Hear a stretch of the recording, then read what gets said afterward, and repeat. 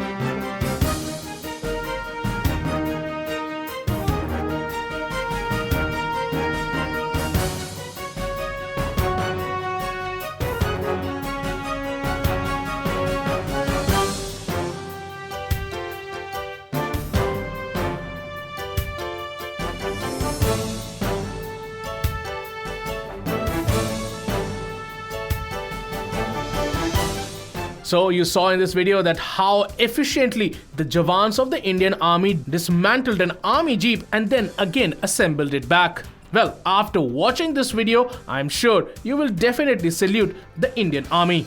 Well, that's all for now, but for more news and updates, subscribe to our YouTube channel and please don't forget to like and share this video.